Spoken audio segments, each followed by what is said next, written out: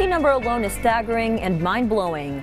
The country's annual rice wastage is, believe it or not, a little over 342,000 metric tons, or just about 9 full days of stock to feed the entire nation hooked on rice. And this massive amount in staple grain lost each year has its biggest wastage during the harvest, drying, and milling phases in rice production. Our Clezel Pardilia has more. With rice prices soaring, what was once a kilogram of this staple grain that Mary used to purchase, she now buys for half as much. Magsasayang ako ng umaga hanggang hapon na po yun. Pero pag kulang, syempre doon lang kami nagdadagdag. Yung pagsasaing, sakto lang. Kung mayroon mang bahaw, kailangan isasangag mo pa. Every grain of rice holds value, making any wastage a regrettable loss. The Department of Agriculture reveals a staggering annual waste production of approximately 342,000 metric tons of rice, which is equivalent to a 9-day national rice consumption.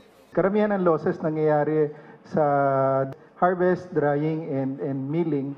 Ang target natin, mapababa siya, kasi ngayon 15 to 20%, mapababa siya at least 5 to 10%.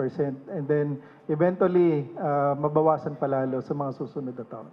In a bid to bolster the nation's agricultural sector and mitigate production losses, the Department of Agriculture has set ambitious funding targets aimed at enhancing critical infrastructures. The DA targets to double and hit 13 billion pesos allocation for post-harvest facilities, focusing on expanding machinery for rice drying processes.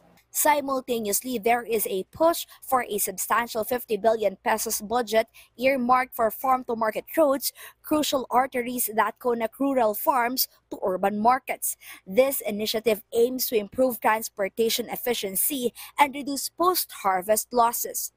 The DA has also submitted a proposal requesting a staggering 200 billion pesos for irrigation projects aiming to stabilize crop yields and ensure sustainable farming practices. We need to increase yung ating milling efficiency. Gusto mo kasi mapababa yung cost at mapaganda yung quality ng mga goods mo. Siyempre kung hindi maganda yung daanan o limited yung road network mo, definitely it will have an impact doon sa logistics, doon sa movement. According to the Agriculture Department, this is needed to accelerate the 100-year before completing the irrigation and roads in the country.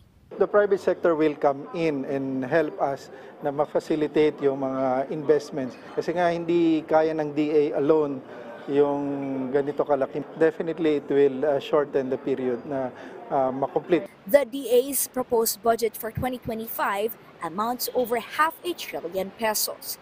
Clezel Pardilia for the new and better Philippines.